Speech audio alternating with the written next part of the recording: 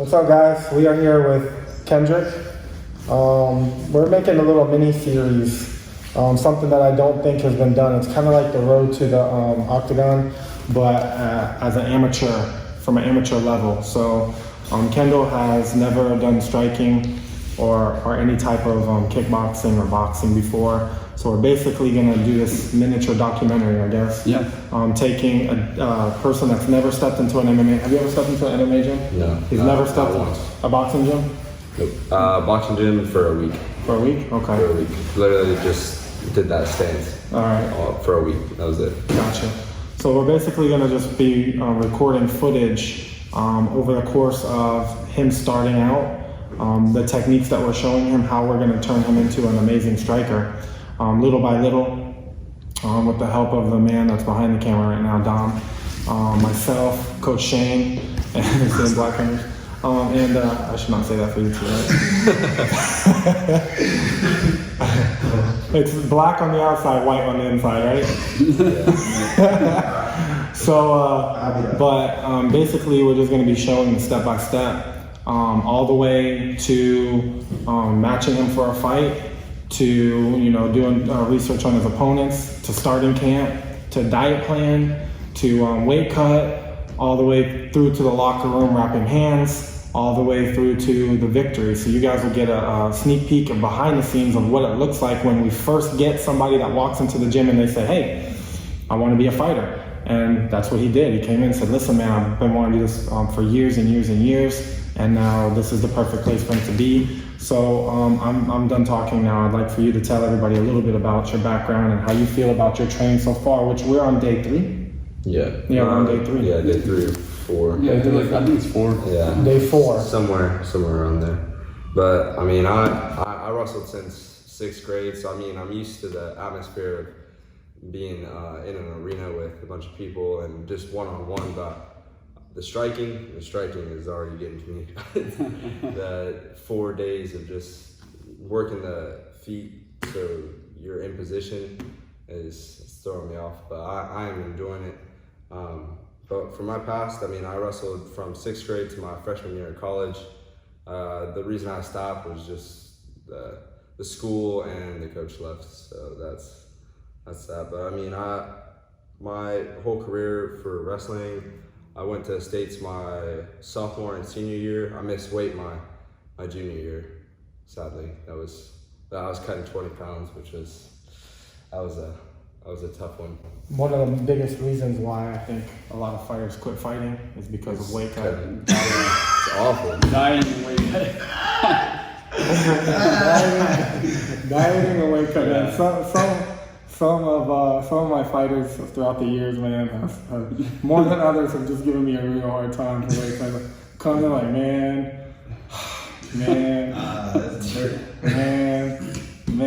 That's all he could say. He's like, man, I'm never going to 165 again. I'm talking shit because, Dom was one of the worst weight cuts ever, man. I'm sorry, man. Running in the poncho outside. I just love when I was doing that pool tar over, and then, oh my God. We were underneath the tarp, both me and him, and he was on the treadmill. What?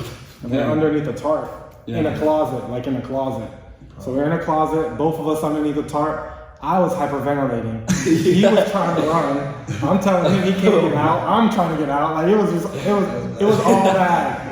It was all bad. That was 2 hours before a fight too. Yeah. 2 hours. We had to shave something. He was eating. I don't know what he was eating a buffet the whole camp. I don't know what he was doing.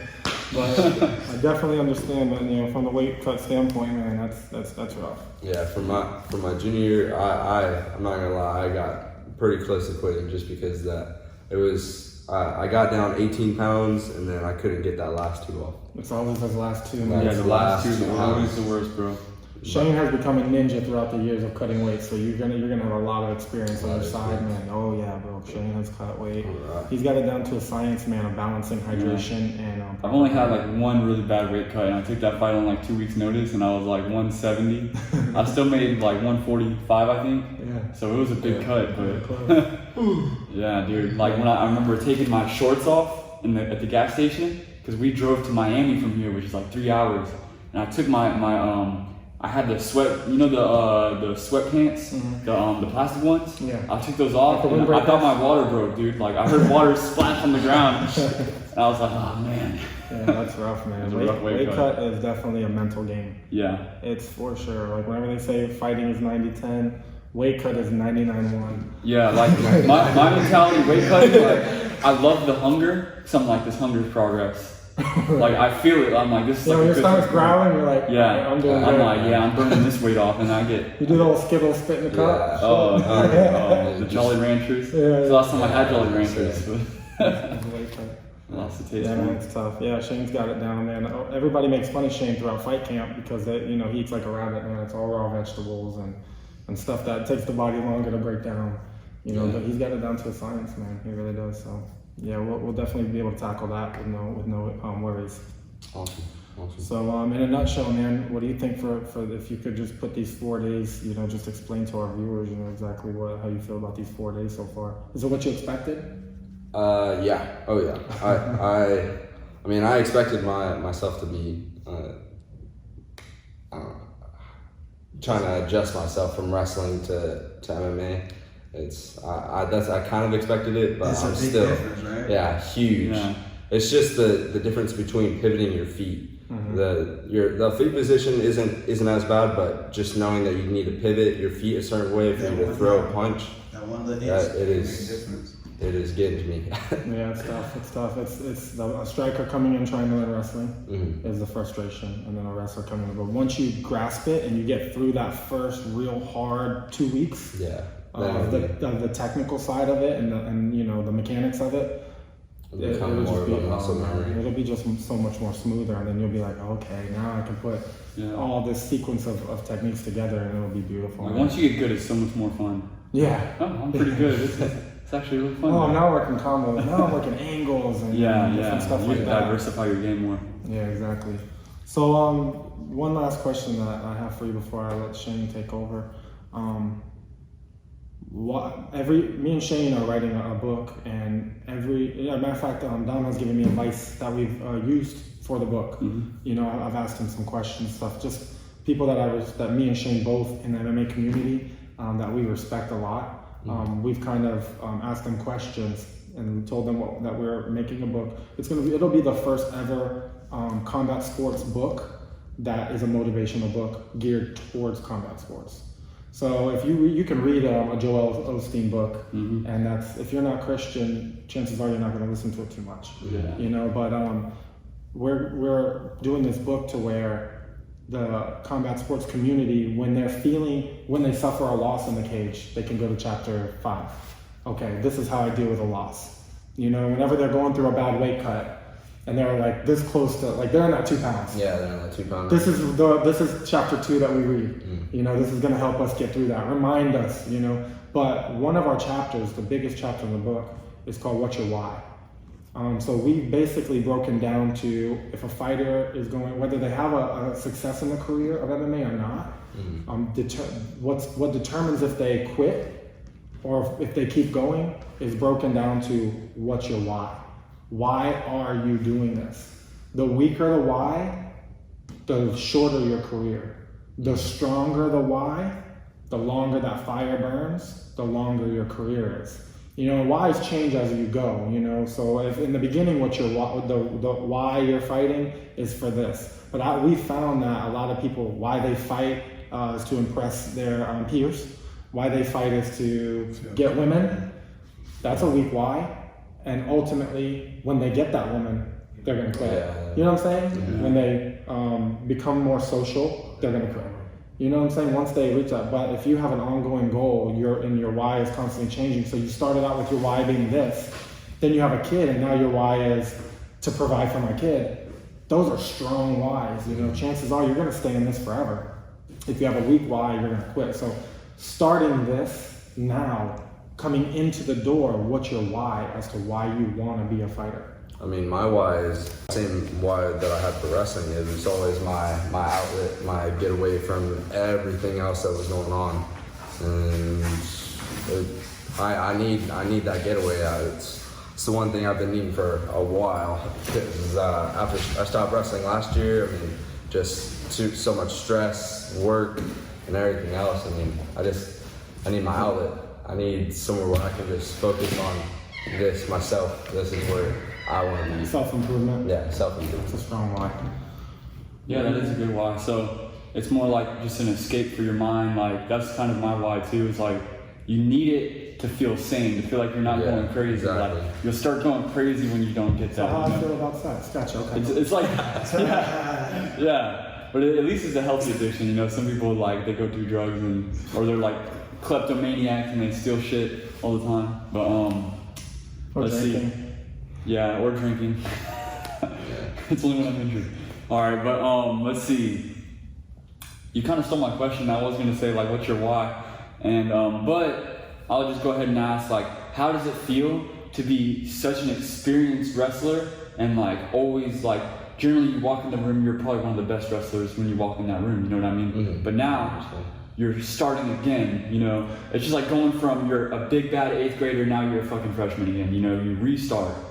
So how does it feel to like kind of go back to the basics and restart like a whole new journey basically? Oh man, it's Sucks. yeah. I mean, it sucks, but I want to be the baddest in the room. That's always my goal. Is I want to be the baddest in the room, and then if I'm the baddest in the room, I need to move to the next room. That's just how I've always seen it. That's how I've seen it in wrestling. That's why I went from our Popka wrestling room to the Lake Highland wrestling room because they were ranked 4th in the nation as a high school.